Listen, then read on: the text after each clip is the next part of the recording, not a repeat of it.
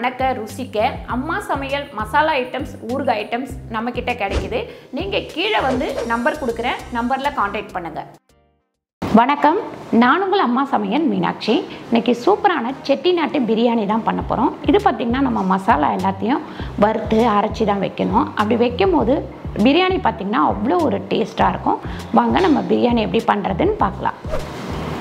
ஒரு 1.5 ஸ்பூன் அளவுக்கு எண்ணெய் போட்டுக்கலாம். எண்ணெய் வந்து நல்லா காயட்டும். இப்போ நான் வந்து ஜாதி பத்திரி கொஞ்சம் வச்சுருக்கேன். அதுக்கப்புறம் பார்த்திங்கன்னா நட்சத்திர பட்டை, அதுக்கப்புறம் பட்டை சும்மா ஒரு 2-3 கல்பாசி, 3 ஏலக்காய், மராட்டி முக்கு ஒரு 3, பிரிஞ்சி இலை ஒரு 2, அதுக்கப்புறம் லவங்கம் ஒரு 4. இதெல்லாம் சேர்த்ததுக்கப்புறம் நம்ம முந்திரி வந்து ஒரு 7-8 பீஸ் வச்சுருக்கோம், அதையும் சேர்த்துக்கலாம். காஞ்ச மிளகாய் ஒரு அழாக்கு அரிசி எடுக்கிறோம் அப்படின்னா நம்ம 3 கணக்கு பண்ணி எடுத்துக்கணும். நான் வந்து 5 அழாக்கு எடுத்துருக்கேன், அதனால் 15 காஞ்ச மிளகாய் சேர்க்குறேன். அதுக்கப்புறம் பச்சை மிளகாவும் 15 பச்சை மிளகாய்,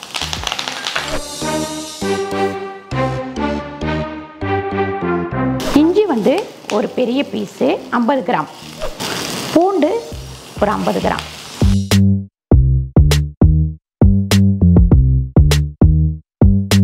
ஒரு கைப்பிடி அளவுக்கு புதினா சேர்த்துக்கலாம்.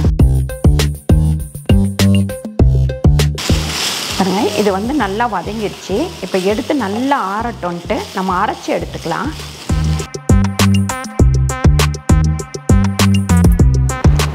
ஒரு 2 ஸ்பூன் அளவுக்கு நெய் போட்டுக்கலாம்.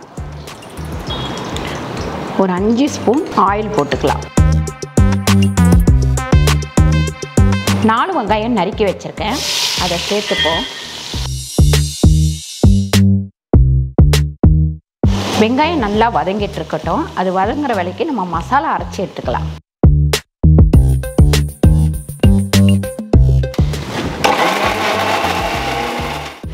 ஒன்றரை ஸ்பூன் அளவுக்கு உப்பு வச்சுருக்கேன். நான் கல் உப்பு தான் சேர்த்துருக்கேன்.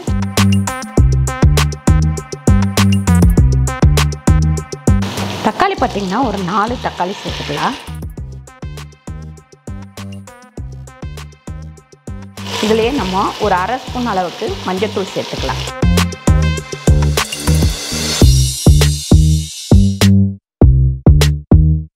ஒரு கைப்பிடி அளவுக்கு புதினா சேர்த்துக்கலாம்.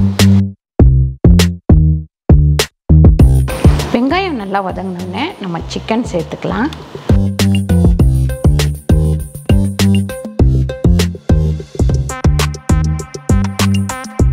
நம்ம 1 கிலோ சிக்கன் சேர்த்துருக்கோம். தயிர் வந்து ஒரு 2 ஸ்பூன் அளவுக்கு தயிர் சேர்த்துக்கலாம்.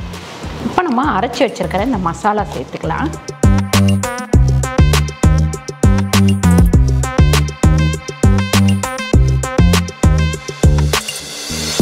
ஒரு கிலோ சிக்கனுக்கு நம்ம 1 கிலோ அரிசி போட்டுக்கலாம்.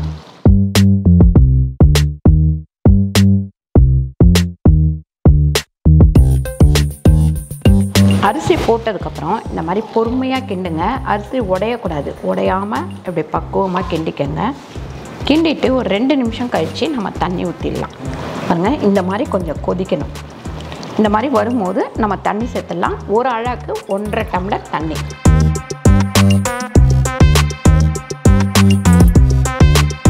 பாருங்கள், நான் வந்து ஒரு அழாக்குக்கு 1.5 டம்ளர் தண்ணி ஊற்றிருக்கேன். எப்போவுமே அந்த கணக்கில் ஊற்றுனீங்கன்னா உங்களுக்கு வந்து கரெக்டாக இருக்கும். நான் 5 அழாக்கு அரிசி போட்டிருக்கேன், 7.5 டம்ளர் தண்ணி ஊற்றிருக்கேன். மூடி வச்சிடலாம். இப்போ நம்ம ஓப்பன் பண்ணுவோம். ஓப்பன் பண்ணிவிட்டு பொறுமையாக இந்த மாதிரி கிண்டி விட்டுக்கலாம். கிண்டி விட்டுட்டு சிம்மில் வச்சுருவோம். ஒரு 5 நிமிஷம் வந்து சிம்லையே இருக்கட்டும்.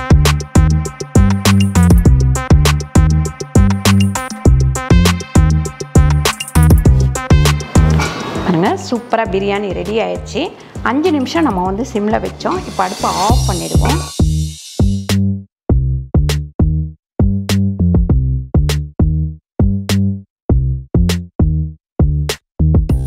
சூப்பரான செட்டிநாட்டு பிரியாணி ரெடி ஆயிடுச்சு. நீங்கள் ட்ரை பண்ணி பாருங்கள். ட்ரை பண்ணி பார்த்துட்டு கீழே கமெண்ட் பண்ணுங்கள். இந்த வீடியோ உங்களுக்கு பிடிச்சிருந்தா லைக் பண்ணுங்கள், ஷேர் பண்ணுங்கள், சப்ஸ்கிரைப் பண்ணுங்கள், ஃபேஸ்புக்கில் ஷேர் பண்ணுங்கள், மறக்காமல் கமெண்ட் பண்ணுங்கள். நன்றி, வணக்கம்.